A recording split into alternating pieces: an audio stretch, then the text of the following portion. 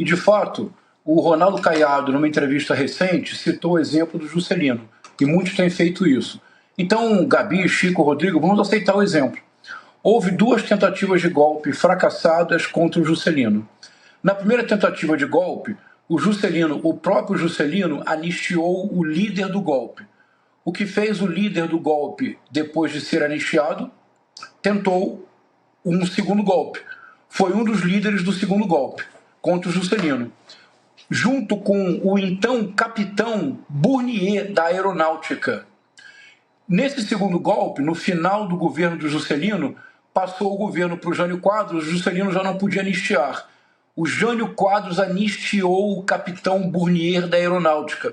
Ele voltou para o Brasil. Gabi foi um dos artífices do golpe da ditadura militar de 1 de abril de 1964. Não apenas. O capitão Bournier, como pôde seguir a sua carreira, chegou a ser brigadeiro, o posto máximo da aeronáutica. Você sabe quem foi o brigadeiro Bournier, Gabi? Um dos principais e mais abjetos torturadores da ditadura militar. Foi o homem que principiou a torturar o ex-deputado Rubens Paiva, o levou à morte sob tortura e ocultou o seu cadáver. O brigadeiro Bournier foi responsável por transformar as instalações da aeronáutica num dos mais terríveis centros de tortura da ditadura militar. Foi na instalação da aeronáutica no Galeão, no Rio de Janeiro, que o jovem Stuart Angel Jones foi torturado brutalmente até a morte. Não apenas isso, o cadáver foi ocultado. Surgiu então uma das maiores heroínas da história do Brasil, uma das pessoas de maior coragem que nós tivemos nos nossos séculos de história. A mãe do Stuart Angel Jones, Zuzu Angel, estilista famosa. O Stuart Angel era filho de um norte-americano. Ela viajava o mundo inteiro fazendo exibições da sua estilística. Ela denunciou a ditadura militar em coleções de roupa em Nova York. Ela denunciou a ditadura militar em todas as instâncias, em todos os países do mundo. Sabe o que fizeram com ela, Gabi? A ditadura militar assassinou Zuzu Angel num acidente forjado em São Conrado. Há fotos em que aparece um torturador, Paulo Perdigão, olhando o corpo da Zuzu Angel morta. É isto o que acontece quando se anistia um golpista. Ele volta mais forte sem limites. Outro caso do Juscelino, já que estão citando o Juscelino como exemplo, aceitemos o exemplo, mas tenhamos memória histórica.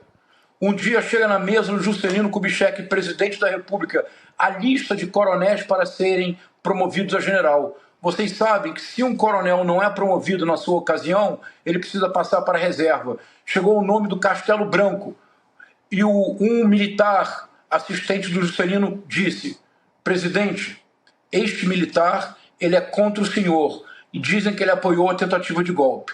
Perguntou Juscelino Kubitschek: ele é um bom militar? Resposta que deram: é um militar exemplar, mas ele é contra o senhor. Resposta de Juscelino Kubitschek: ele não precisa ser a favor de mim, ele precisa ser apenas a favor da democracia. Promoveu Carlos Castelo Branco a general, Chico. Aliás, cearense como você, Chico. Exatamente. Quem foi o primeiro presidente da ditadura militar? Exatamente. Castelo Branco. Ele. O Castelo Branco, presidente da República, um dia chega à sua mesa a lista de políticos para serem caçados. Encabeçava a lista Juscelino Kubitschek. Chico, você acha que o Castelo Branco teve 1 segundo de hesitação para caçar o Juscelino? Não. Carlos Castelo Branco, que deveu a sua carreira a Juscelino Kubitschek, caçou os direitos políticos de Juscelino Kubitschek, exilou o Juscelino Kubitschek, perseguiu o Juscelino Kubitschek, que depois teve um acidente muito mal explicado e não pôde ver a redemocratização. Não é tudo, Gabi, se você me permite, rapidamente. Sim. A lei da anistia de 1979 é a matriz dos problemas que hoje vivemos com os militares. Sem dúvida. O que foi a lei da anistia? Rapidamente, isso é bem importante. Uma lei promulgada pelo João Batista Figueiredo em 15 de agosto de 1979, que tem 2 aberrações. A primeira delas é o arco temporal. Isso, Rodrigo, ninguém presta atenção, porque você pensaria que o arco temporal da lei de anistia seria anistiar os crimes políticos entre 1 de abril de 1964, data da ditadura, e 15 de agosto de 1979, data da promulgação. Gabina, não. A lei da anistia, Chico, vai de 2 de setembro de 1961 a 15 de agosto de 79. Por quê? Porque logo após a renúncia do Jânio Quadros, no dia 25 de agosto de 1961, as Forças Armadas Brasileiras começaram a conspirar. 1. Para não permitir que o João Goulart voltasse. 2. Cogitou-se bombardear o avião do João Goulart na Operação Mosquito. Por isso, o avião do João Goulart chega no Brasil voando abaixo do radar, correndo risco de queda. Voou abaixo do radar para que as Forças Armadas não localizassem o avião. 3.